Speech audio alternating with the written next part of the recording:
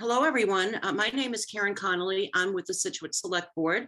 It's Monday, April 4th, and this is our weekly news update. I'm here today with Jim Boudreau, our town administrator, and Bill Burkhead, our superintendent of schools. I have just a couple of brief announcements to make. There is a select board meeting tomorrow night in person at Town Hall. It starts at 6:30. The agenda is on the website on the calendar.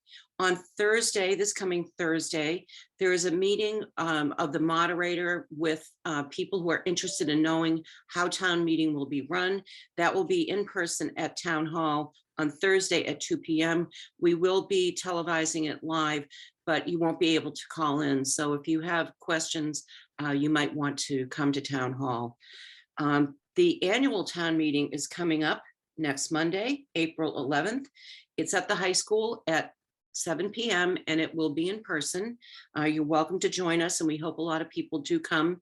And finally, if you're interested in the water treatment plant design, we have arranged to have the engineers do a Zoom call for people who would like to ask questions about the design of the water treatment plant. And that will be on Thursday at 6 p.m. again via Zoom. And we will be putting the link on the town website on the calendar. So if you have an interest in asking questions about the design of the water treatment plant, that's your time to ask. And with that, I will turn it on over to Mr. Boudreau. Good morning. Happy April, everybody. See you next week at town meeting, I hope. We'll start with our COVID numbers. The COVID numbers, the Mavin data number was 17, which is up from 10 of last week. The total number of cases reported to the Board of Health was 21, which is up slightly from the 18 that we had of last week. Our positivity rating over the last 14 days was 2.11, up from 1.71. The county is at 2.02, up from 1.71. The statewide positivity rating was 2.08, 2.47, up from 2.08 of the previous week. So those numbers are all going up. Statewide, there are 33 individuals in the ICU, and 12 right now are being intubated. So even as the numbers are going up, what I talked to the health agent about is the state is really going to be monitoring those hospitalization numbers because we have such a largely vaccinated population. Those are going to be the numbers that the state will be concerned with more than just the actual case numbers. So we'll look at both and try to give you updates on both as we go ahead. Obviously, this means COVID, we're not done with COVID. There is a new COVID variant, the Omicron variant BA2 that we're seeing. This is now the dominant variant in the United States. So we are still urging people, if you've not been vaccinated, please do so. If you haven't vaccinated and haven't gotten a booster, please get a booster shot. The FDA has now approved a second booster shot for individuals over 50 who may be autoimmune compromised. Also, if you're over 12, you can get a Pfizer booster. If you're immunocompromised, or if you're over 18, you can get a Moderna booster if you are immunocompromised. And those are all for people who have gotten their first boosters at least 4 months ago. The data shows that older people and people who are immunocompromised, the coverage from the vaccine does wane at a faster pace. So they are giving you the option to get vaccinated again to help prevent serious illness or hospitalization. So you can get a fourth booster now. If you're in those categories, go to mass.gov and you can get the details of what and who is eligible and where you can get those vaccines. Sure sign of spring, like the Swallows returning to Capistrano, the golfers are returning to Witters Walk. The golf course is now open. We opened Friday for the season. The new pro shop is open and is being stocked as we speak. It looks great. Come in and see Ian, go out and play golf. The clubhouse concession was awarded to the Hibernian from Scituate Harbor. Their furniture is in. It's being put together, assembled, and set up. So we hope to have the concessions up and running within the next couple of weeks. We're very excited for that concession. We're really excited to get that all up and running. So please go play around the golf and then come back later and check out our concessions when we get it up and running.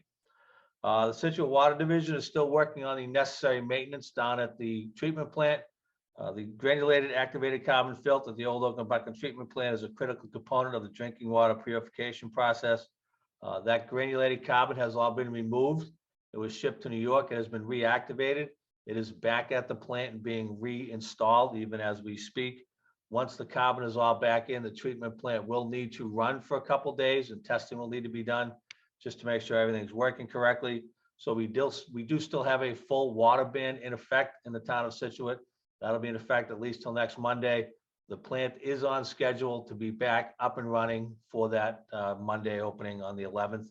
I want to thank the treatment plant operators and the fire department. They did a really good job knocking down that fire at Go Green without using a lot of water and keeping the pressure up.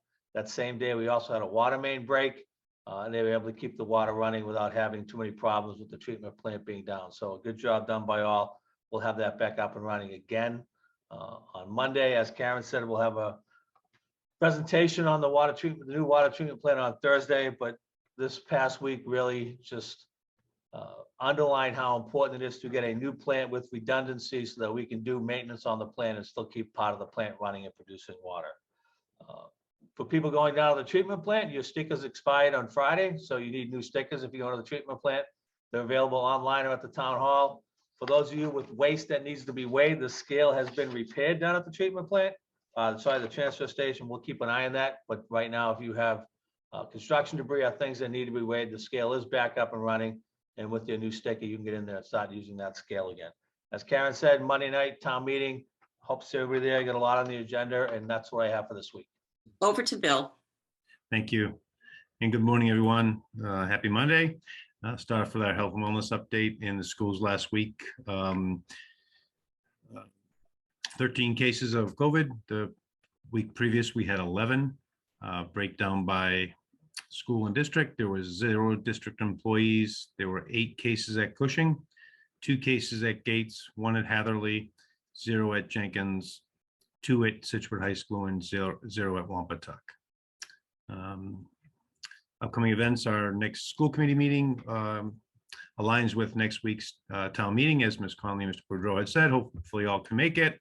We will also be present at that meeting. The following meeting after that for the school committee will be Monday, April 25th for your calendars. Just a couple of things going on in the district. We've been working all year on a district crisis response team, something that hadn't been prevalent. We have one at each school, but we don't have a district-wide one. So we've developed that, and it's extremely important. The purpose is to articulate an approach to an emergency or crisis response that may happen in the district. The team is representative of central office administrators, building administrators, educators, clinical support, nursing support, and town emergency response personnel. So we're very excited to get that going and make sure that we have coordination among all our schools in the district in the town should a crisis occur. And also this week, the school district submitted a Student Opportunity Act amendment. If you remember that from a few years back, since COVID, that was put on hold by DESE.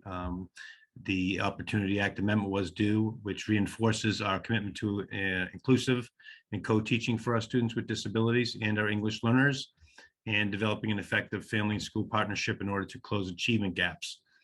The Student Opportunity Act provided an infusing of Chapter 70 funding. In Scituate, we had an increase of $83,761 in FY22, which is this current year, and next year $16,154, which is, comparatively speaking, in other districts a small number, but as a district we commit efforts and funds substantially beyond these increases to ensure that all our students have the support they need to achieve. So that's all I have for this week, and hope to see everyone next Monday at town meeting. Thank you. Thank you, Bill. Thank you, Jim. That's it for today. I hope everyone has a great week. Thank you.